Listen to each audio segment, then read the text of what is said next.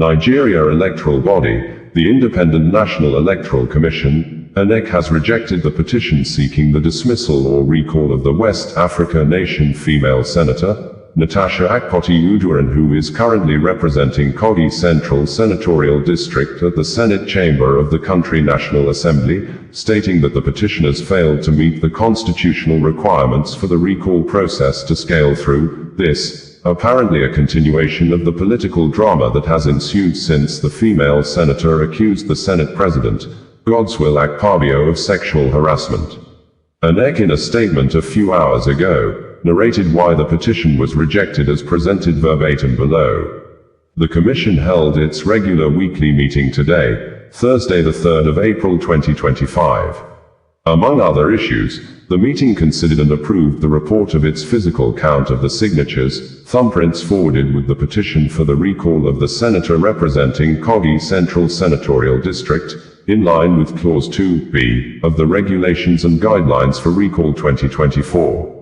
The Commission had assured Nigerians that it would handle the matter with fairness to the parties involved and in line with the provisions of the law and our regulations and guidelines. First, we ensured that the petitioners complied with the requirements for the submission of the petition. Secondly, we notified the members sought to be recalled in writing, copied the presiding officer of the Senate, and simultaneously published the notice on our website. Thirdly, we informed Nigerians that the next step would be to carefully ascertain the number of signatures, thumbprints, to ensure that the petition complies with the requirement of the law.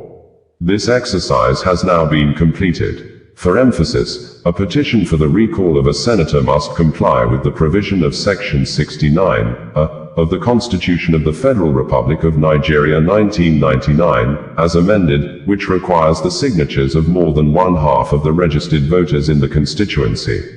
The total number of registered voters in the Kogi Central Senatorial District is 474,554. More than one-half of this figure, that is, 50% plus 1, is 237,277 plus 1, which is at least 237,278 voters. Across the 902 polling units in 57 registration areas and 5 local government areas that make up the senatorial district, the Commission ascertained 208,132 signatures, thumbprints, from the submission made by the petitioners. This translates to 43.86% of the registered voters, which falls short of the constitutional requirement by 29,146 signatories.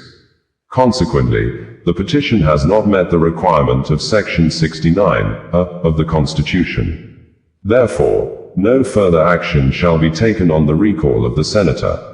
In line with the provision of Clause 2d of the Regulations and Guidelines for Recall 2024, the Commission has issued a public notice to that effect, which is also copied to the presiding officer of the Senate. The public notice, along with a summary of the review of the signatures, eve to the judgment day slated by the Edo State Election Petition Tribunal sitting in Abuja over the September 2024 governorship election outcome, the Edo State Governor, Monday Okpebholo, who may know his fate today, took to his personal verified X social media account, specifically at about 10 p.m. on Tuesday, to narrate the multiple battles is currently facing in office in recent days, remembering the teachings of one of the well-known political godfathers in Edo State and Nigeria politics, late Chief Tony Anenih, with emphasis on how his political enemies wanted him to fail over the 16 travelers killed last Thursday at Aromi town in the Essen Northeast local government area of the state by irate mob over allegations that the victims were kidnappers terrorizing the community. Detailed accounts of the long thread of posts as published by Governor Monday Okpebholo on his personal X social media account on Tuesday reads verbatim below. The battle I couldn't afford to lose. There are moments in life when you are faced with multiple battles, each screaming for your attention, each pulling you in a different direction. It is in such times that wisdom, not emotions, must lead. Many years ago, I stood with Chief Tony Anenih in the car park of his home in Aromi, watching him navigate a storm of political battles. What surprised me was how calm he remained, almost too calm, except for one particular issue that seemed to occupy his mind. Curious, I asked him why. He started, Akpakamizer, as he called me. In life, when you are faced with several battles at the same time, and you do not have the resources to fight them all, you focus on the one that carries the greatest consequence if you lose. I never forgot those words. On March 28th, when the tragic incident in Aromi happened, that weight of leadership every leader knows became heavier. I was bombarded from all sides with diverse concerns. Your Excellency, you must not be seen standing against your people. You can't blame them. They've suffered enough at the hands of criminals. You are the governor of Edo State. Why are you going to beg northerners? You must bring the perpetrators to book. Justice must be served. On Friday night, while receiving a briefing from one of the security agents, he said gravely, Your Excellency, we should expect possible reprisals in the north, and even within Edo Central. At that moment, I knew which battle I could not afford to lose. I imagined families in the north, watching the gruesome video, seeing their sons, fathers, brothers, hacked down in a foreign land, far from home. The shock, the anger, the calls for revenge. I imagined the innocent traders, students, and workers from Edo traveling through or living in northern states, becoming sudden targets of retaliation for something they knew nothing about. I imagined chaos, reprisal killings in the north, counter-reactions in the south, travelers afraid to journey through parts of Nigeria, and our nation once again thrown into unnecessary bloodshed. No, that was the battle I could not lose. So, at 4 a.m. on Saturday, I left Abuja by road for Aromi. I needed to look my people in the eyes, not just read reports on a desk. Nigeria Senate President Godswill Akpabio on Tuesday was alleged to have planned with the immediate past governor of Kogi State, Yahaya Bello, to assassinate Natasha Akpoti-Uduaghan, the senator representing Kogi Central Senatorial District. The female lawmaker made the allegation in addition to her earlier allegation of sexual harassment leveled against the Nigeria third highest ranking government official, which led to her being suspended by the Senate for 6 months, and more actions taken apparently by her political enemies, who may have encouraged her constituents to file a petition before the Independent National Electoral Commission, INEC, to recall her from the National Assembly, which she accused her political enemies of forging and gathering fake signatures to mislead INEC into doing a dirty job.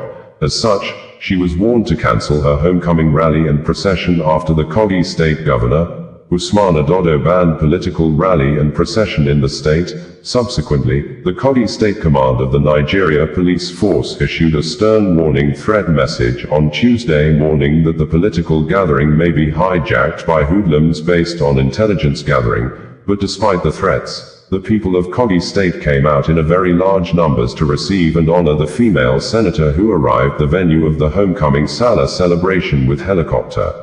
Natasha sang and danced with members of her constituency, and while speaking, she said, Akpabio told Yahaya Bello he should try and kill me, and he should make sure that killing me doesn't happen in Abuja. It should be done here, Kogi, so it will seem as if it is the people that killed me here.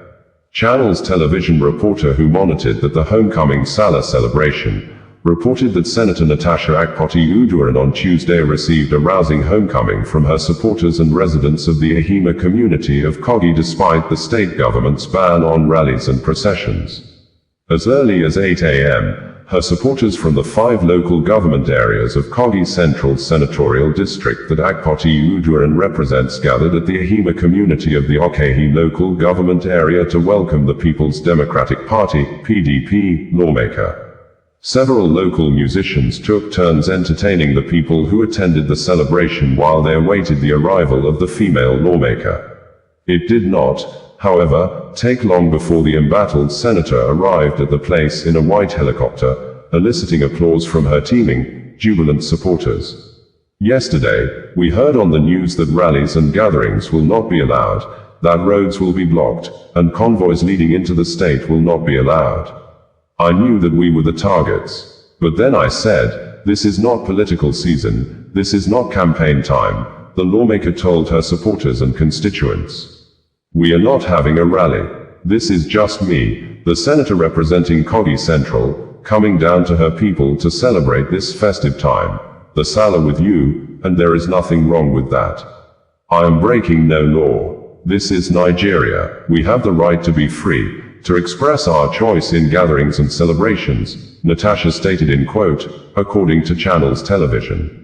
Natasha had earlier said in reaction to the security threat warning issued by the police that if anything should happen to her, the Senate Bringing you the news in a more digital way.